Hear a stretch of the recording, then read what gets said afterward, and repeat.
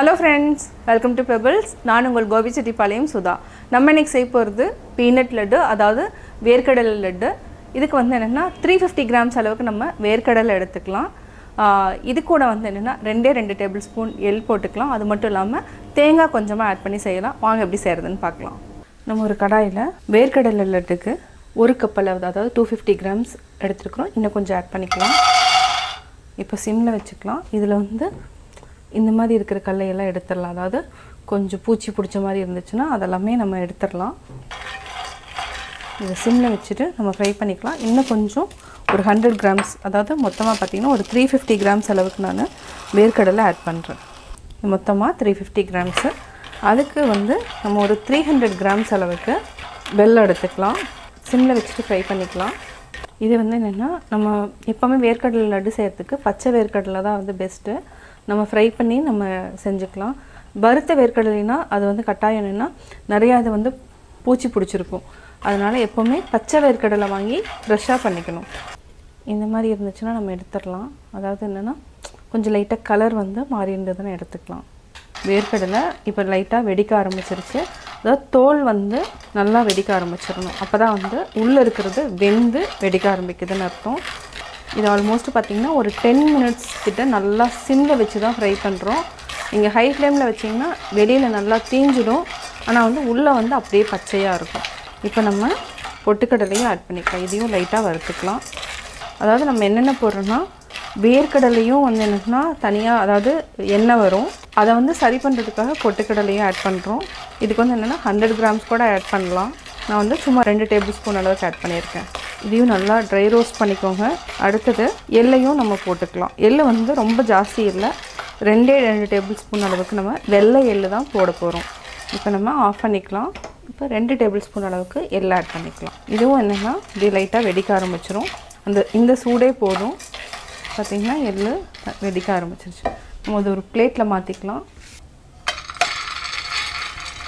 தோல் வந்து நம்ம எடுக்காமல் தான் அரைக்க போகிறோம். தோல் எடுக்கணும்னு அவசியம் கிடையாது.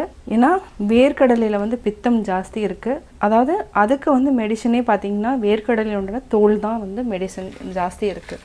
அதனால் நம்ம தோல் எடுக்காமையே அரைச்சிக்கலாம். நம்ம ஒரு 300 கிராம்ஸ் அளவுக்கு இப்போ நம்ம வெல்லம் வந்து போட்டோம். இதுக்கு வந்து ஒரு டேபிள் ஸ்பூன் அளவுக்கு தண்ணி விட்டுக்கலாம். அவ்வளோதான். இப்போ கேஸ் ஆன் பண்ணிக்கலாம். அப்படியே கரைஞ்சிருட்டோம். ஆறிடுச்சு. இதையும் நம்ம அரைச்சி எடுத்துக்கலாம். அதாவது வேர்க்கடலை, எள், பொட்டுக்கடலை இப்போ நம்ம அரைச்சிட்டோம். இது பார்த்திங்கன்னா கொஞ்சம், அதாவது ஒரு கோர்ஸ் மாதிரி தான் நம்ம அரைச்சிருக்கிறோம். அது ரொம்ப நைஸாக கிடையாது.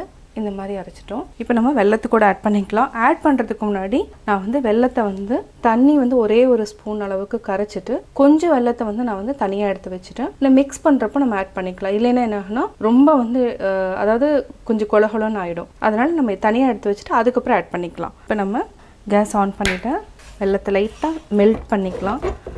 மெல்ட் பண்ணிவிட்டு இதுக்கு வந்து 2 டேபிள் ஸ்பூன் அளவுக்கு டெசிகேட்டட் கோகோனட் ஆட் பண்ணிக்கலாம். 2 அல்லது 3 டேபிள் ஸ்பூன். இது வந்து ஆப்ஷனல் தான். என்னென்னா டேஸ்ட் வந்து நல்லா இருக்குங்கிறதுனால நான் வந்து இந்த கோகோனட்டையும் ஆட் பண்ணுறேன். இது கூட ஏலக்காய். அடுத்து நம்ம ஆட் பண்ணுறது வேர்க்கடலை பொடி பண்ணது. இந்த முழுசாக இருந்துச்சுன்னா எடுத்துருங்க. நம்ம ஆஃப் பண்ணிக்கலாம். கேஸை ரெடி ஆகிடுச்சு. இப்போ இது நல்லா மிக்ஸ் பண்ணிக்கலாம். இப்போ நம்ம கொஞ்சமாக வெல்லத்தை ஆட் பண்ணிக்கலாம். 350 கிராம்ஸ்க்கு நம்ம வேர்க்கடலைக்கு 350 கிராம்ஸ் வெல்லம் போட்டிருக்குறோம். அதாவது தண்ணி ஜாஸ்தி ஊற்றுனீங்கன்னா ரொம்ப கெட்டியாயிடும். அதனால் நம்ம தண்ணி ஊற்றாமல் நல்லா மெல்ட் பண்ணிவிட்டு இது கூட ஆட் பண்ணியிருக்கிறோம். இது வந்து என்னென்னா நீங்கள் வெளியில் வந்து எவ்வளோ நாள் வேணாலும் ஸ்டோர் பண்ணிக்கலாம், கெட்டு போகாது. நம்ம அதுக்கப்புறம் மீதி இருக்கிற வெல்லத்தையும் ஆட் பண்ணிக்கலாம்.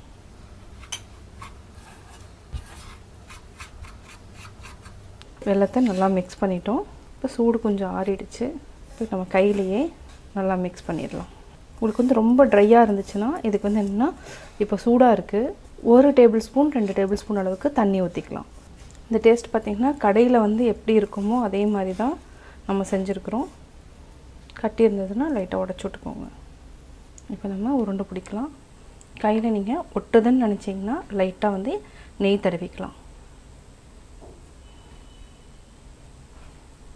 கொஞ்சம் நல்லா டைட்டாக பிடிக்கணும். பிடிக்க வரல, கொஞ்சம் உதிரியாக இருந்துச்சுன்னா நீங்கள் தண்ணி தெளிச்சுக்கலாம். ரொம்ப தெளிக்க வேண்டாம். சும்மா 1 ஸ்பூன் 2 ஸ்பூன் தெளித்தாலே அந்த வெல்லத்தில் இருக்கிற அந்த பிசுபிசுப்பு தன்மையில் நல்லா பிடிச்சிக்கும். இதே மாதிரி நம்ம எல்லா லட்டையும் பிடிச்சிக்கலாம். வேர்க்கடலை லட்டு உருண்டை பிடிச்சிட்டோம். இது வந்து 350 கிராம்ஸ் தான் நம்ம போட்டிருக்கிறோம்.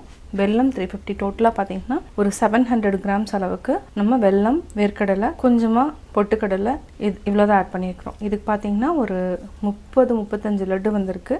இது வந்து நம்ம நெய்வேத்தியமாக பண்ணுறதுக்கு எடுத்துக்கலாம். அதாவது விநாயகர் சதுர்த்திக்கு வரவங்களுக்கு நம்ம எடுத்துக்கலாம். அதே மாதிரி கிருஷ்ண ஜெயந்தி கூட நம்ம இந்த மாதிரி செஞ்சு வைக்கலாம் நெய்வேத்தியமாக படைக்கிறதுக்கு. சுவையான வேர்க்கடலை லட்டு ரெடி. வேர்க்கடலை லட்டு எப்படி செஞ்சேங்கிறத பார்த்தீங்க. நீங்களும் வீட்டில் ட்ரை பண்ணி பாருங்கள். பார்த்துட்டு உங்களுடைய கமெண்ட்ஸ் எனக்கு சொல்லுங்கள். பிடிச்சிருந்தா லைக் பண்ணுங்கள், ஷேர் பண்ணுங்கள், கமெண்ட் பண்ணுங்கள், மறக்காமல் சப்ஸ்கிரைப் பண்ணுங்கள்.